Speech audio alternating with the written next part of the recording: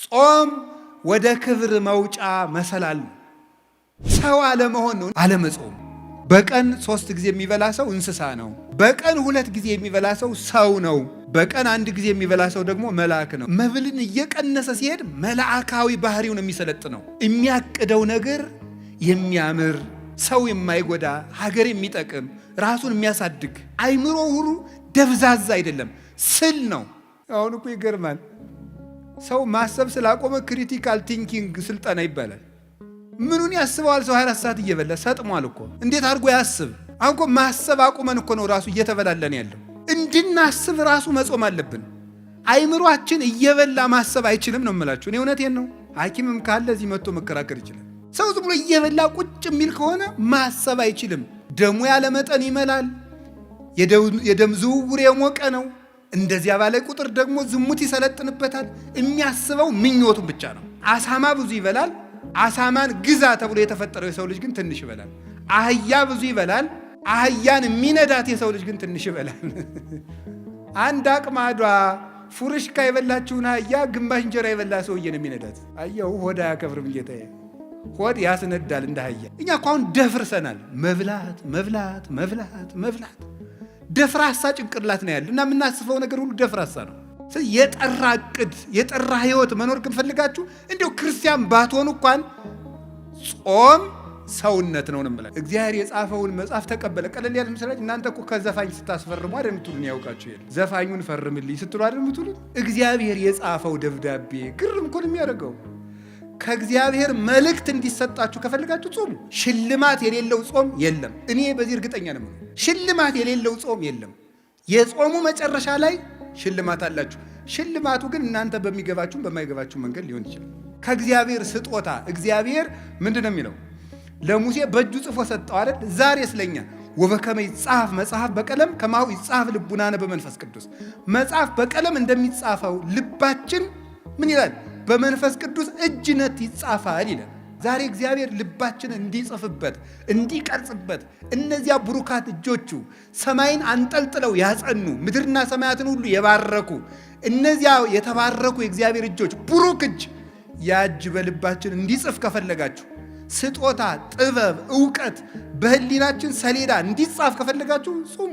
መደንቆር ከፈለጋችሁ ብሉ።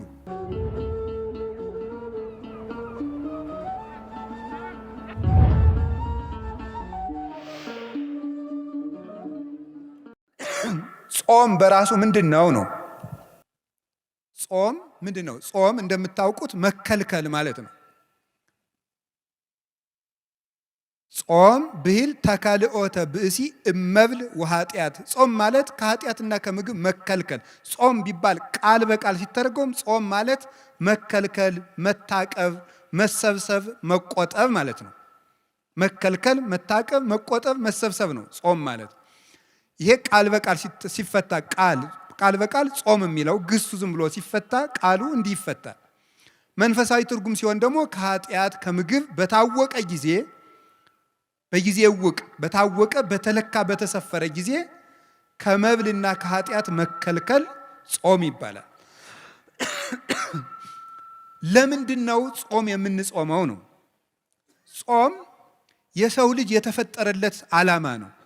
ይገርማችኋል የእግዚአብሔር ቤተሰቦች፣ ሰው የተፈጠረው ለመብልን አይደለም፣ የተፈጠረው ለጾም ነው። እና የምንጾመው ለምንድን ነው ካላችሁ ሰው ለመሆን ነው የምንጾመው። ሰው ለመሆን ነው የምንጾመው። ሰው የተፈጠረ ለጾም ነው። ኦሪት ዘፍጥረት ምዕራፍ 1 ቁጥር 26 ላይ እግዚአብሔርም በመጀመሪያ ሰማይና ምድርን ፈጠረ ይልና ምዕራፍ 1 ቁጥር 1 ላይ ምዕራፍ 1 ቁጥር 26 ላይ ምንድን ነው የሚለው? ንግበር ሰብአ በአርአያነ ወበአምሳሊነ። እግዚአብሔርም ሰውን በአርአያውና በአምሳላችን እንፍጠር አለ። በአርአያችን በአምሳላችን እንፍጠር አለ ይላል። ታውቃላችሁ፣ ይሄን ጥቅሱን የማታውቁት ነው አይደለም። ሰውን በመልካችን በአርአያችን እንፍጠር አለ። እግዚአብሔርን መስለን የተፈጠር ነው። እግዚአብሔር ይበላል አይበላም? ምእመናን እስኪ ተናገሩ እንጂ ይበላል አይበላም? አይበላም። እናንተ ዝም ብትሉ እኔ መሰክርለታለሁ። ይበላል አይበላም? አይበላም። ሰው ደግሞ በማን መልክ ነው የተፈጠረው? በእግዚአብሔር መልክ ነው የተፈጠረው። ስለዚህ እግዚአብሔር አትብሉ የሚለን እግዚአብሔር እንደዚህ ብሎ እንደ ክፉ ዳኛ እንዲያርግ ብሎ አለቅነቱን ለማሳወቅ አምላክነቱን ለማሳወቅ እኛን መግዛቱን ለማሳወቅ አይደለም እንደዚያ የሚለን። እንደዚያ የሚለን ሰው በእግዚአብሔር አምሳል ስለተፈጠረ እግዚአብሔር ደግሞ የማይበላ የማይጠጣ ዘላለማዊ ሕያው ከምግብ ውጭ የሆነ በዘላለማዊ ባህሪ የሚኖር ስለሆነ ያንን በሱታፊ አምላክ በጸጋ እሱ በባህሪው ሕያው የሆነበትን መልክ ለኛ ስለሰጠን እግዚአብሔር በክብሩ የማይበላ እንደሆነ የሰው ልጅ ሲጾም የእግዚአብሔርን ክብር ይሳተፋል እና ምን ይሆናል? የሰው ክብሩ እግዚአብሔርን መምሰል ነው። አለመብላት እግዚአብሔርን መምሰል ነው። እግዚአብሔር አይበላም፣ እግዚአብሔር አይጠጣም። እግዚአብሔርን ሰው በእግዚአብሔር ማምሳል ነው የተፈጠረ ሲባል እግዚአብሔርን መምሰል ማለት ፍቹ የብቻ ነው አላልኩም። በጣም ብዙ ትርጉም ያለው ሊቃውንቱ ያመሰጠሩበት እነ ቅዱስ ጎርጎርዮስ ዘንዚናዙ እነ ቅዱስ ጎርጎርዮስ ዘኑሲስ ሊቃውንት አባቶች በሙሉ የተራቀቁበት ሐሳብ ነው። ሰው በእግዚአብሔር አምሳል ተፈጠረ ሌላ ብዙ ትርጉም አለው። በጊዜው ከሌሎች መምህራንም ትማሩታላችሁ ታነቡታላችሁ። እያልኩ ያለሁት ሰው በእግዚአብሔር አምሳል ተፈጠረ ሲባል አንዱ እግዚአብሔር አይበላም አይጠጣም። ሰው ሲጾም እግዚአብሔርን ይመስላል። ስለዚህ መጾም እግዚአብሔርን የሚያስመስል የሰው ልጅ ክብር ነው ማለት ነው። ሰው ጾምን እየሻረ መብላት ሲጀምር እግዚአብሔርን መምሰሉን ነው እየተው የሚመጣው። አያችሁ እንዴት መዋረድ እንደሆነ። አለመብላት አለመጾም እግዚአብሔርን ከምንመስልበት መልክ ዝቅ ማለት ነው። ከዚህ በላይ ደግሞ ውርደት የለም። እግዚአብሔርን ከመምሰል በላይ ውርደት እግዚአብሔር የሰጠን የመጨረሻ ክብር ነው። ይገርማችኋል፣ መጨረሻ ላይ እኮ ከሞት ተለይተን ተነስተን የማንበላ ነው የምንሆነው። ስንበላ ኑረን እንኳን ወደ አለመብላት ነው የምንሄደው። ስለዚህ ጾም መጀመሪያ እግዚአብሔርን መስለን የተፈጠርንበት ዓላማ ነው። መጨረሻ ላይም ጥቂት እየጾምን ጾሙን እየጨመርን መሀል ላይ ምግብ እየበላን እንቆይና መጨረሻ ላይ ወደማንበላበት እግዚአብሔርን ወደምንመስልበት መልክ እንሄዳለን። በሰማይ እያወስቡ ወይቷሰቡ አላ ከመ መላእክት እግዚአብሔር ይነብሩ። በሰማይ አይበሉም አይጠጡም አያገቡም አይጋቡም፣ እንደ ሰማይ መላእክት ይኖራሉ። ምግብ ያልፍና አለመመገብ ይቀጥላል። የሚመገበው ባህሪያችን ይታደስና ባለመመገብ ኃይል መኖር ይጀምራል። ስለዚህ ልብ በሉ፣ መጀመሪያም የተፈጠርንበት መልካችን ነው፣ መጨረሻ የምንገባበት መልካችን ምግብን ትቶ መኖር ነው። እስመ ከርስ ለመብል ወመብልኒ ለከርስ ወእግዚአብሔር ይስዕሮሙ ለክልኤሆሙ። መብል ለሆድ ነው፣ መብል ለሆድ ነው፣ ሆድም ለመብል ነው። እግዚአብሔር ሁሉንም ያሳልፋቸዋል። ባለመኖር ባለማለፍ የሚኖረው ጾም ነው። እግዚአብሔርን ያስመስላል፣ መላእክትን ያስመስላል። መላእክት አይበሉም አይጠጡም። ሰው የሰማይ መላእክት ባልንጀራ ነው። መላእክትን የሚያስመስለን ህይወት አለመብላትም። ይገርማቸዋል። ሰው የእግዚአብሔር ቤተሰቦች በጣም ሰው ልዩ ፍጡር ነው። እንደ ሰው ያለ አስደናቂ ፍጡር የለም። 3 ነገሮችን አካቶ የተፈጠረ ነው። ሰው መልአክ ነው፣ ሰው ነው፣ ሰው እንስሳ ነው። የነ ዳርዊንን እንስሳ አይደለም ያልኩት። ሰው መልአክ ነው፣ ሰው ነው፣ ሰው እንስሳ ነው። ሰው ያማል ማለት የሰው ልጅ በባህሪው የቆመው የተዋቀረው ከመላካዊ ባህሪ ከሰብአዊ ባህሪ እንደገና ደግሞ ከእንስሳዊ ባህሪ ነው። መላካዊ ባህሪ አለመብላት፣ አለመጠጣት፣ አለማግባት፣ አለመመኘት፣ አለማንቀላፋት እንደዚህ ያለው ነው። እንስሳዊ ባህሪ ደግሞ መብላት፣ መጠጣት፣ ማንቀላፋት፣ መመኘት፣ ፍቶት፣ ስጋዊ ፍላጎት፣ ይሄ ደግሞ እንስሳዊ ጠባይ ነው። ሰውነት ማለት ደግሞ ሁለቱንም መጥኖ መያዝ ማለት ነው። ይኸውላችሁ ሰው መላካዊ ባህሪ ያለው፣ ሰው እንስሳዊ ባህሪ ያለው። መላካዊ ባህሪ የመላክ ብቻ ነው። እንስሳዊ ባህሪ የእንስሳ ብቻ ነው። ሰው መሆን ግን መላካዊ ባህሪንም ሰብአዊ ባህሪንም እንስሳዊ ባህሪንም መያዝ ነው። መላእካዊ ባህሪ አለመብላት አለመጠጣት፣ እንስሳዊ ባህሪ መብላት መጠጣት። ሰውነት ደግሞ ማለት መላክም መሆን እንስሳም መሆን ማለት ነው። እንስሳዊ ባህሪ እንዳይጎዳ ትበላለህ፣ ትጠጣለህ፣ ታንቀላፋለህ፣ ትተኛለህ፣ ትነሳለህ፣ ታርፋለህ፣ ትመኛለህ። ሁሉም በመጠን ይደረጋል። መላእካዊ ባህሪ ደግሞ መብላት አይፈልግም። ሰው ሁለት የሚጎዱ ባህሪያት ነው ያሉት። ዝም ብሎ የማይበላ ቢሆን እንስሳዊ ባህሪው ይጎዳና መራመድ ያቅተዋል፣ መስራት ያቅተዋል፣ ማሰብ ያቅተዋል፣ መተንፈስ ያቅተዋል፣ ሁሉ ነገር ማከናወን ያቅተዋል። ሰው ደግሞ እንስሳዊ ባህሪውን ብቻ ቢከተል ደግሞ ምን ይሆናል? ማቀድ ያቅተዋል፣ ሰማያዊ ነገር ማሰብ ያቅተዋል፣ መንጻት ያቅተዋል፣ ዝሙት ይሰለጥንበታል፣ ራሱን መግዛት አይችልም። ስለዚህ ምንድነው ማድረግ ያለበት? ሰው ነው ዝም ብሎ ሲበላ መላካዊ ባህሪው ይጎዳል። ዝም ብሎ ደግሞ አልበላም ቢል እንስሳዊ ባህሪው ይጎዳል፣ መቆም አይችልም፣ ይታመማል፣ ይሞታል። ምንድነው ማድረግ ያለበት? የሰው ልጅ ሁለት ምግብ ነው የሚያስፈልገው። ለመላካዊ ባህሪው መጾም አለበት። ለሰብአዊ ባህሪው ወይም ደግሞ ለእንስሳዊ ባህሪው መብላት አለበት። ለእንስሳዊ ባህሪው መመገብ አለበት። ለመላካዊ ባህሪው መጾም አለበት። ሰው በአንድ ነገር ብቻ ከኖረ መኖር አይችልም ነው። ሰው ነን እኛ። ሰው ይሄንን ያካተተ ነው። እንግዲህ የእግዚአብሔር ቤተሰቦች አሁን የግራ ጎናችሁ በቁስል ነፍሮ በስብሶ የቀኝ ጎናችሁ ብቻ እድሜ ቢቀጠልለት ይጠቅማቸዋል እንዴ? አይጠቅም። እና ዝም ብሎ ሳይጾሙ መብላት ማለት ሰው አለመሆን ነው። እንዲያው መጽደቁን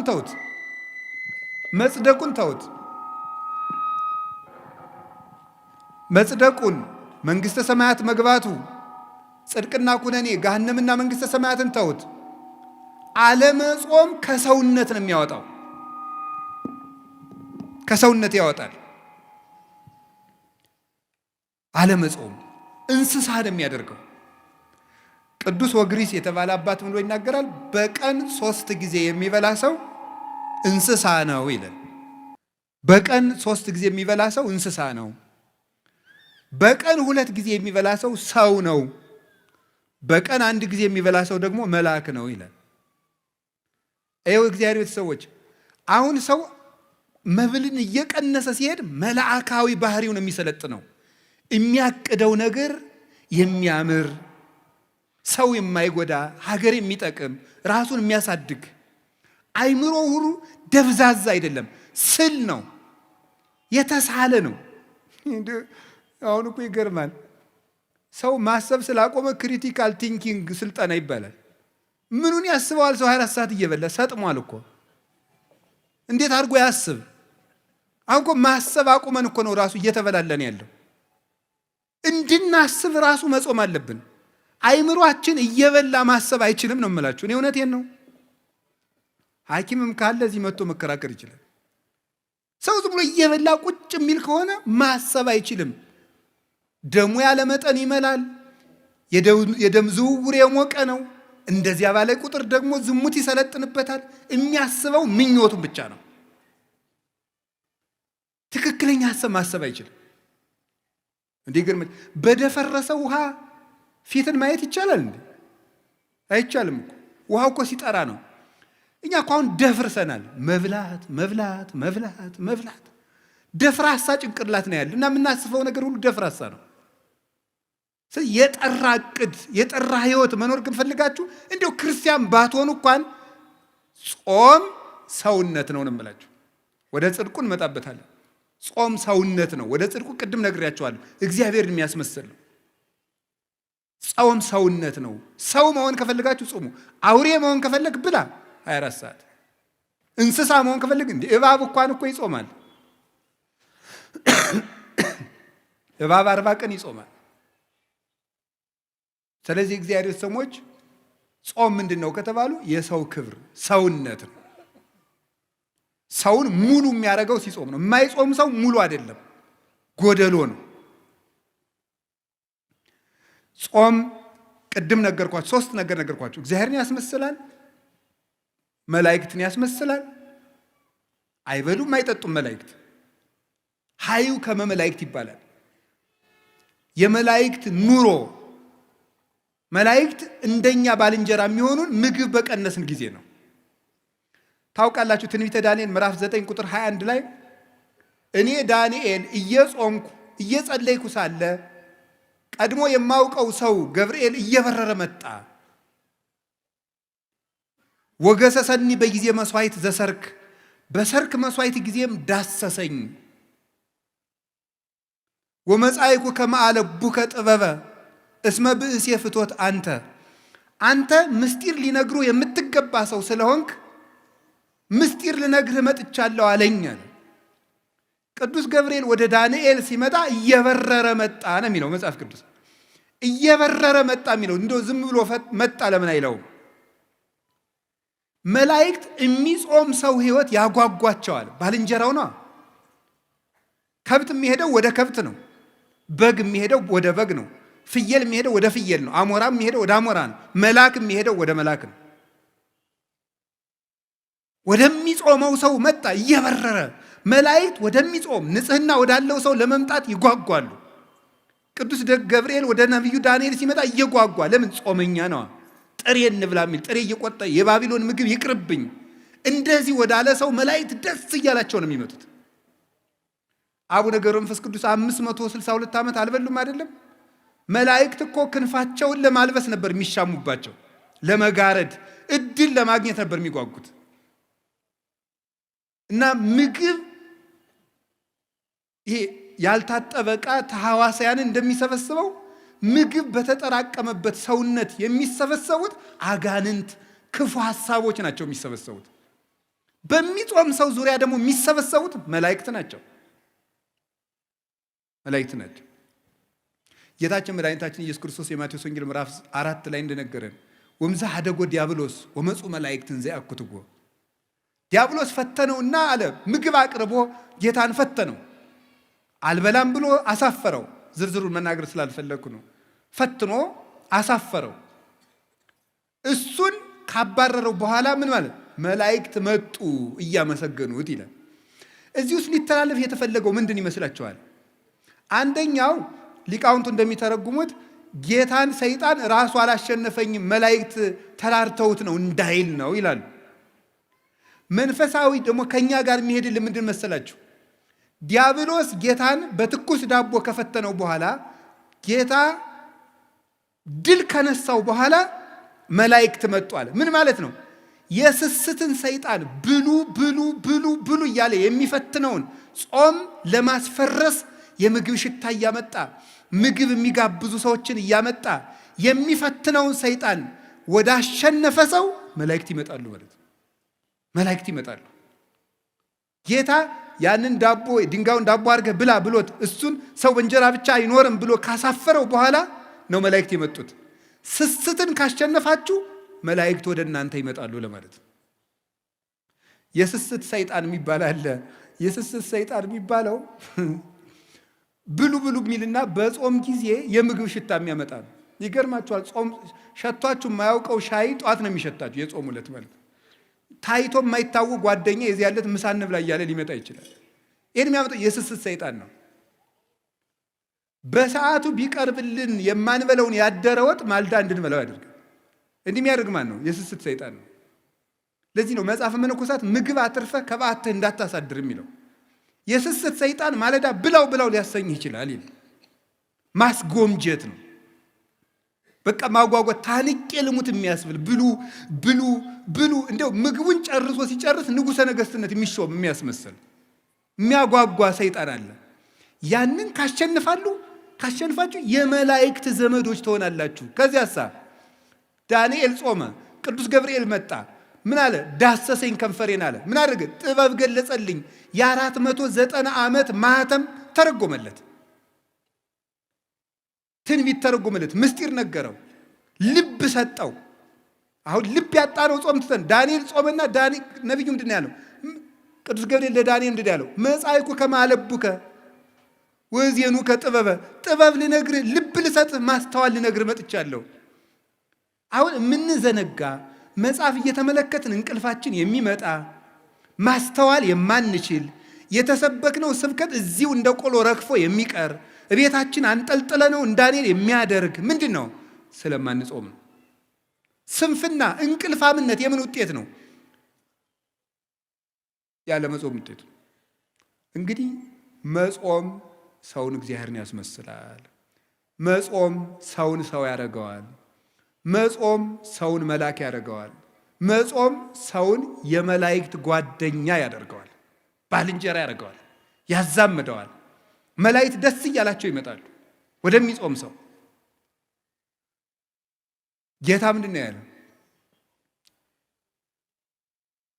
ክፉ ሰይጣን ያለ ጾም አይወጣም አይደል ያለው? ስለ እግዚአብሔር ሰዎች መልአክ መሆን ከፈልጋችሁ፣ የመላእክት ዘመድ መሆን ከፈልጋችሁ፣ እግዚአብሔር መምሰል ከፈልጋችሁ ጾሙ። የነቢያት ጾም ደግሞ አባቶቻችን በረከት ተቀብለውበታል። አንደኛ ተመልከቱት፣ የነቢያት ጾም የሚጀምረው ከሙሴ ነው። ሙሴ 40 ቀን ጾሟል። 40 ቀን ሲጾም ምንድን ነው ያደረገው? ሲጾም 40 ቀን እየጾመ ከእግዚአብሔር ጋር ቃል በቃል ተነጋገረ ይላል። 570 ጊዜ ጾም ከእግዚአብሔር ጋር የመነጋገር ባለሟልነት የሚያሰጥ ነው። እግዚአብሔርን ማነጋገር ደግሞ ቀላል ነገር ይመስላችኋል እንዴ? አንድ ትልቅ ሰው እንኳን ሊያነጋግራችሁ ቀጠሮ ሲይዝላችሁ እንዴት ነው ደስ የሚላችሁ? እግዚአብሔርን ቃል በቃል እንደ ጓደኛ 570 ቃላትን እንዲነጋገር ያደረገው ምንድን ነው? ጾም።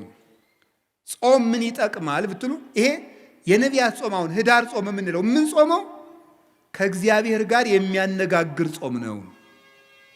እንግዳው ከእግዚአብሔር ጋር መነጋገር የሚፈልግ ይጾም። ከሰይጣንና ከስጋው ጋር መነጋገር የሚፈልግ ደግሞ ይብላ። ምርጫው እናንተ ነው። ሙሴ ይሄንን ጾም ጾሞ እግዚአብሔርን አነጋገረ። ከዚህ በላይ እድልስ አለ ወይ ነው? እግዚአብሔርን ከማነጋገር በላይ ምን እድል አለ? እግዚአብሔርን ለማነጋገር 100 ዓመትስ ብንራብ፣ እግዚአብሔርን ማነጋገር እኮ የነፍስ ጥጋብ እኮ ነው። እግዚአብሔርን ማየት፣ እሱን መስማት። አጸም ዘይነብበኒ እግዚአብሔር አምላኬ እስመ ውእቱ ይነብብ ሰላም ለሕዝቡ። እግዚአብሔር ንግግሩ ሰላም ነው፣ ልብን የሚያረጋጋ። የእግዚአብሔር ንግግር የሞት ማሰሪያን የሚቆርጥ ነው። ተራራን የሚያንቀጠቅጥ፣ ባህሩን የሚከፍል፣ አናብስትን የሚለጉም፣ እሳትን ጸጥ የሚያደርግ፣ መቃብርን ሳይከፈት ሙት የሚቀሰቅስ ነው። ጌታችን ኢየሱስ ክርስቶስ አልዓዛርን የቀሰቀሰው በቃሉ ነው። እግዚአብሔርን መስማት ትልቅ ነገር ነው። እንግዲህ እግዚአብሔርን መስማት ከፈለጋችሁ ጾሙ እስከ 9 ሰዓት። ሰዓቱ ይቀነስልን። መብራት ኃይል ልትከፍሉ ስንት ሰዓት ነው ወረፋ የምትይዙት? ይቀነስ በሉና እስቲ ይቀንስላችኋል። አይ ወረፋው ረዝሟል ብላችሁ እስኪ ኑ። አይ ወረፋው በዛ አልከፍልም ብትሉ ምን ይሆናል? እኔ አላውቅም የሚሆነውን ከተማ ስለማልኖር። ሳስበው ግን የሚሳካ አይመስለኝም። ወረፋው ረዝሟል እስቲ ይቀነስ። ወደ ነው ምን ይደረጋል? ኑሮ አይደል እያላችሁ ነው የምትሰለፉ። እና ይሄም ኑሮ ነው። እንግዲያም ኑሮ ነው። እስከ 9 ሰዓት ሰልፍ በሉ። እግዚአብሔርን ለማግኘት እንዲያው ለምን ቀኑ ሙሉ አንራብ? አሁን ሸክም አይደለም። እግዚአብሔር ሸክም እያከበደብን። አሁን ብዙ ሰው የሚመስለው ከኢትዮጵያ ኦርቶዶክስ ተዋሕዶ ቤተክርስቲያን ውጭ የሆነ ሰው የሚያስበው ምንድን ነው? እግዚአብሔር ኦርቶዶክስ ሸክም እየጫነ የለም፣ ሸክም እያቀለለችልን ነው። እግዚአብሔርን ምሰል ተው። መብላት እንስሳዊነት ነው። ስትጾም እግዚአብሔር ነው የምትመስለው። ከፍ የምታደርግ ቤተክርስቲያን እኮ ናት። እንስሳ ከመምሰል መልአክ ወደ መምሰል፣ እግዚአብሔርን ወደ መምሰል ማሳደግ እኮ ነው። ሰውነትን ከፍ ማድረግ ነው። የሰውን ልጅን ባህሪ የሚያከብር ነገር እኮ ነው ይሄ። እዚህ የእግዚአብሔር ቤተሰቦች ከፍጥረት ሁሉ የከበረ ማን ነው? ሰው በሉ። ከሰውና ከጅብ በሆድ ማን ይበልጣል? ምን አለ? ጅብ በሉ። እሺ ችግር የለም በሉ። ማን ይበልጣል? ጅብ አይደል? ግን ትልቁ ፍጥረት ማን ነው? በሆድ የሚበልጥ ማን ነው? ይሄ እንግዲህ ስለዚህ አንፌር ነው ማለት ነው። እኛ ከበለጥን በሆድ መብለጥ ያለብን ማንን? እኛ ነበር መብለጥ የነበረብን። የከበርን ፍጥረታችሁ እናንተ ናችሁ ብሎ ከጅብ ያነስን ከበላን ተበድለናል ማለት ነው። መብታችን እንግዲህ ምንድን ነው ካላችሁ የሰው ክብሩ ምግብ አይደለም ማለት ነው። ትልቁ ፍጥረት ትንሽ ይበላል፣ ያነሰው ፍጥረት ትልቅ ይበላል። ለምን? ትልቁ ፍጥረት ትንሽ የሚበላበት ምክንያት የሰው ክብሩ ምግብ ስላልሆነ ነው። አሳማ ብዙ ይበላል። አሳማን ግዛ ተብሎ የተፈጠረው የሰው ልጅ ግን ትንሽ ይበላል። አህያ ብዙ ይበላል። አህያን የሚነዳት የሰው ልጅ ግን ትንሽ ይበላል።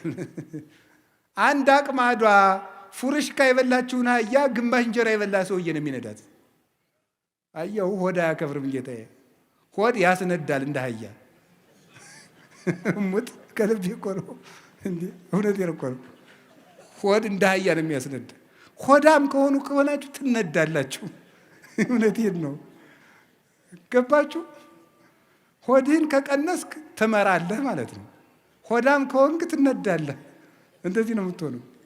ሆዳም ሰው ምንጊዜም እንደተነዳ ነው የሚኖረው። የራሱ ሀሳብ የለውም። አህያ ምን ሀሳብ አላት? መነዳት ነው። አቱኑ እንደዚያ ጹሙ። ከጾምን ነው እግዚአብሔር የሚያከብረን። ከቃሉ ጋር ናችሁ? ከቃሉ ጋር ናችሁ ወይ? አዎ። እግዚአብሔር ከሁላችን ጋር ይሁን። እግዚአብሔርን የመነጋገሪያ ጾም ሙሴ ግዛ ምን አደረገ? 40 ቀን ጾመ። ከግንባሩ ላይ ብርሃን ሳለበት እግዚአብሔር። የእግዚአብሔር ብርሃን እንዲሳልብን የሚያደርግ ጾም ነው ይሄ ጾም። የእግዚአብሔርን ብርሃን ያንን ብርሃን ከመልበስ በላይስ ምን አለ?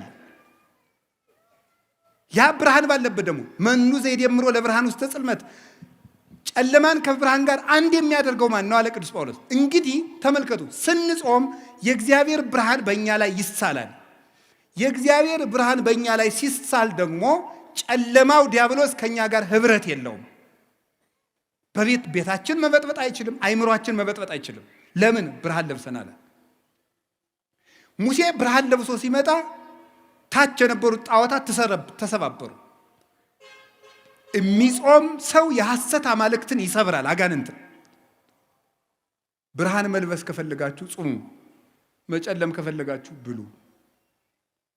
የሚጾም ሰው የብርሃን ልጅ ነው። ሙሴ ጾመና ምን አደረገ? ከእግዚአብሔር በ10 ጣቶቹ የተጻፈ ምን ሰጠው? ታቦት። አስደናቂ ነገር ነው እኮ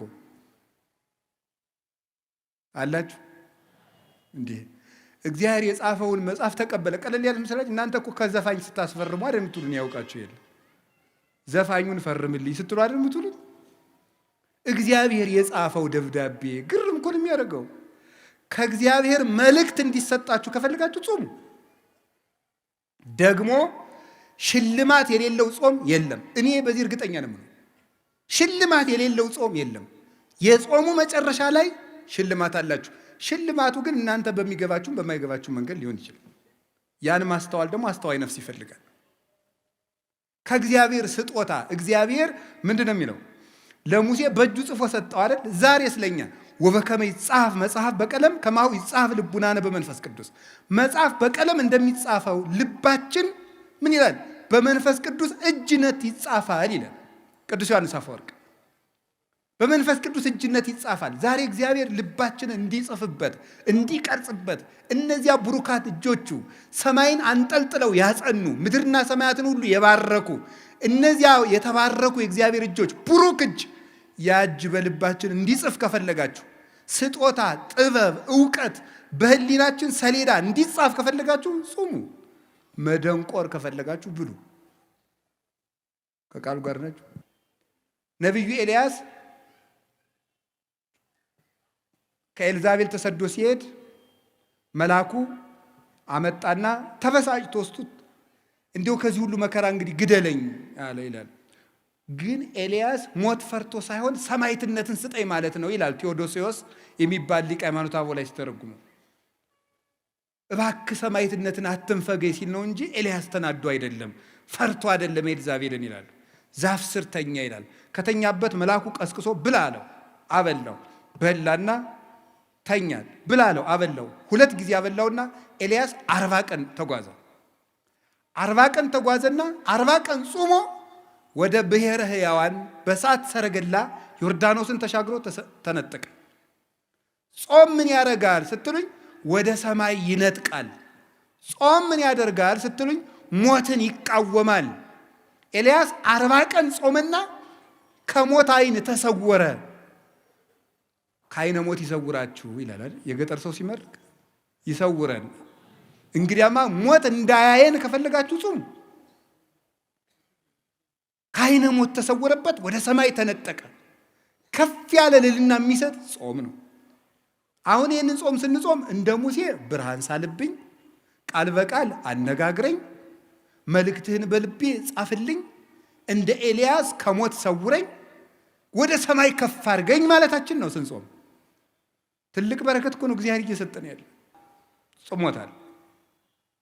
ነቢዩ ዕዝራ እስራኤል በ580 ዓመት ዓለም ጌታ ከመወለዱ በፊት ባቢሎን ተማርከው ኑረው 70 ዓመት በምርኮ ከኖሩ በኋላ ሲመለሱ ናቡከደነጾር ያቃጠላቸውን መጻሕፍት ሁሉ በመጽሐፈ ዕዝራ ሱቱኤል ላይ እንደተጻፈው 40 ቀን ጾሞ ገጽ በገጽ 70 ዓመት ተቃጥለው የቆዩትን መጽሐፍት መንፈስ ቅዱስ በዓይነ መነጽር የመጻሕፍቶቹን ገጽ እየነገረው ሙሉ መጽሐፍትን ብሉይ ኪዳንን አጽፎታል። እንግዲያውማ የጠፋ ምስጢር የሚገልጥ ጾም ነው። ጾም ከመጻሕፍት ጋር ያገናኛል። ህሙግ መብል የሐምግ ልበ፣ የደፈረሰ ምግብ ልብ ያደፈርሳል ይላል እዚያ ትንቢተ ዳንኤል ላይ። የሆነ ያልሆነውን እያጠራቀመ 24 ሰዓት ያለ ጾም የሚበላ ሰው መጽሐፍ መመርመር አይችል፣ አይገባው። መጽሐፉን ሁሉ የሚተረጉመው እንደ ሐሳቡ ነው የሚተረጉመው። እንደሚመቸው ነው የሚናገረው። ስለዚህ የጠፋ ምስጢር የሚገልጥ ጾም ነው። አባቶቻችን ይሄንን ጾም ጾመው ብዙ በረከት አግኝተውባታል። ሞትን ተቃውመዋል። አስቴር ይሄንን ጾም ጾማለች 3 ቀን። አስቴር 3 ቀን በመጾሙ ያገኘችው ምንድን ነው? በ127 ሀገሮች በሙሉ ተበትነው የነበሩ የሞት ደብዳቤ የተጻፈባቸውን ወገኖቿን ከሞት አድናለች። 3 ቀን ጾማ እግዚአብሔር ለምና በ3 ቀን ጾም የአንድ ሀገር ሕዝብ ሊጠፋ ሲል ሰይፍ ያስመለሰ ጾም ነበር 3 ቀን። አሁን ከህዳር 15 እስከ ታኅሳስ 9 44 ቀን ነው የምንጾመው። 3ቱ ቀን ጾመ አስቴር ነው። 40ው የሙሴ ኤልያስ የነቢያት ነው። 3ቷ ቀን ምን ያደረገችበት ነው? በ3 ቀን ጾም የሀገር ሞት አስቀርታለች። እኛም ይህንን ጾም ስንጾም በሀገር የሚመጣ ሰይፍ ይመለሳል። ደም እናደርቃለን። ስንጾም በሚገባውን ታርቀን ይቅርታ ይዘን በተሰበረ ልብ ከጾም ሰይፍ ይመለሳል። የሀገር ሰላም ይመጣል። ወገን እንዳይጠፋ እናደርጋለን። ይሄ ነው። ይሄ ጾም ምን ያደርጋል? የአስቴር ጾም ምን አደረገ? በንጉሱ ፊት ግርማ ሞገስ ሰጣት። የአሕዛብ ሚስቶች ባሎቻቸው ሳይጠሯቸው ከመጡ ይገደላሉ። 3 ቀን ጾመችና እግዚአብሔር ወይ ግርማ ሞገስ ስጠኝ አለችና ንጉሱ ሳይጠራት ከንጉሱ ቤት ሄደች። በደስታ አነጋገራት። በሚገላት ንጉስ ፊት በምትገደልበት ርዕሰ ጉዳይ ሽራ ሂዳ ግርማ ሞገስ ያገኘችበት የ3 ቀን ጾም ነው። ግርማ ሞገስ፣ መወደድ። ግርማ ማለት በመጽሐፍ ቋንቋ ብዙ ትርጉም፣ መፈራት፣ መወደድ፣ ባለሟልነት ተብሎ ይተረጉማል። መወደድ ራሱ እንዲያው አሁን አንዳንድ ሰው አለ እኔ እንዲያው በየሄድኩበት ሰው አይወደኝም የሚል ሰው ጾም። እውነቴን ነው። አስቴርን እኮ አሕዛባዊ ንጉሥ ወዷታል። እንዲያው በየሄድኩበት አይወደኝም፣ መስሪያ ቤት ስሄድ አልወደድም፣ በየሄድኩበት በር ይዘጋብኛል። ጾም አዛኘን ከልቤ። ከጾማችሁ ሰው ይወዳችኋል። ከጾማችሁ መልአክ አለላችሁ። ያ መልአክ የንጉሱን ልብ ያራራዋል፣ ይንደዋል፣ እንደ ሞላው እንደ ኤርትራ ባህር ይከፍለዋል ልቡን። እናንተ በዚያ መሃል ሰንጥቃችሁ ትሻገራላችሁ። መወደድ ይሰጣል እግዚአብሔር። በጾም መወደድ ይገኛል። መወደድ፣ መታፈር፣ መከበር። ጭብጥ የማታክሉ ሰዎች ናችሁ እንደ ሺህ ትፈራላችሁ ስትጾሙ ነው። አቡነ ሐራ ድንግል ኢትዮጵያዊ ጻድቅ ሲጾሙ እየኖሩ በቀን የሚመገቡት አንድ ኮል እንኮይ ነው የሚመገቡት። አንድ ወይስ በእናንተ ቋንቋ አንድ አፕልም በሉ ችግር የለም። አፕል እኮ እንደ አፕል አይጣፍጥም። ያ አንድ ፍሬ ነው የሚበሉት። በዘመኑ የነበረው ንጉሥ ሱስንዮስ በሃይማኖት ስለተለያዩ ነገር ተሰርቶባቸው ሊገላቸው ፈልጋቸው አስጠርቶ ጎንደር ወሰዳቸውና ለምንድነው እማትጾም ማነው እኔ ለምንድነው እኔን የምትቃወም ሊል ነው የጠራቸው። ሂደው ግን ከቤተ መንግስት ሲቆሙ ለምን ጠራይ ሲሉት እንዲሁ እንድትባርከኝና ሰላም ልል ነው ብሎ ነው የሰደዳቸው። ለምንድነው እንደዚህ ያደረገ ሲባል ግርማ ሞገስ የተራቡለት ክርስቶስ፣ የተጠሙለት ክርስቶስ፣ እናት አባት የተውለት ክርስቶስ፣ ብቻቸውን የተሰቃዩለት ክርስቶስ ከፍቶታት እኮያት ከአጣውር ኩሳት ከስጋ ጋር ከአጋንንት ጋር ከአራዊት ጋር ከብርድ ጋር ከፀሐይ ጋር ከብቸኝነት ጋር ከስደት ጋር የታገሱለት ክርስቶስ ግርማ ሞገስ ሰጣቸው። እናንተ ተከሳችሁ በሄዳችሁ ጊዜ እናንተ የምትናገሩ አይምሰላችሁ፣ የሰማይ አባታችሁ መንፈስ በእናንተ ላይ ይናገራል ያለው ተፈጸመላቸው። ወመምህር ዘይትቃወም ለነ የሚከራከርልን መምህራችን ክርስቶስ ነው የተባለ ልጅ ነው። አንደበት ይሆንለት ዝግ የሆነው አንደበታችሁ በተከሰሳችሁበት እየሰረቃችሁ ተከሰሱ አላልኩም። በምትገደሉበት አፍ ስም ግርማ የሚሰጥ ጾም ነው። የሚንበለበል ሰይፍ የሚመልስ ምንድን ነው? ጾም ነው። እንደዚህ ብቻ አይደለም። የሁል ጊዜ ስቃይ አውሬ የሆነው ሃማ የተገደለው በአስቴር ጾም ነው። ይገርማል። ጾም ማለት ያለ ሰይፍ የሚዋጉበት ረቂቅ የብርሃን ሰይፍ ነው። አስቴር ወገኖቿን የሚጨርሰውን ሃማን ለመጋደል ሰይፍ አልታጠቀችም፣ ጾመች። ስትጾም እሷ ሰይፍ ሳታነሳ የእሷን ወገኖች የሚገለው ሃማ ራሱ የእሷን አጎት ሊሰቅልበት ባዘጋጀው እንጨት ተሰቅሎ ሞተ። ለሚመለስ ጠላት ልብ የሚሰጥ ልቡ ለደነደነ ጠላት ደግሞ የሚዋጋ ሰይፍ ጾም ነው። ዮዲት የምትባለው 3 ቀን ጾማ ነው የእስራኤልን ጠላት ንጉሥ ያሸንፈችው። ጾም ጠላት ያሸንፋል። ይሄ ብቻ አይደለም። የተዋረደውን መርዶክዮስን ሹመት ሰጠው፣ ክብር ይሰጣል ጾም። ወድቆ የነበረውን ሃማ ስላልሰገደልኝ እገለዋለሁ ያለውን መርዶክዮስን በሃማ ወንበር ያስቀመጠ የአስቴር ጾም ነው። ጾም የተዋረዱትን ከፍ ያደርጋል፣ ትዕቢተኞችን ያዋርዳል። ጾም ወደ ክብር መውጫ መሰላል ነው። ይህንን ነው የምነግራችሁ የእግዚአብሔር ቤተሰቦች። በወንጌል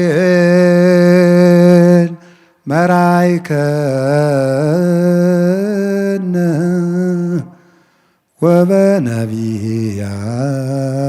ወበነቢያት ናዘዝከነ ዘለሊከ አቅረብከ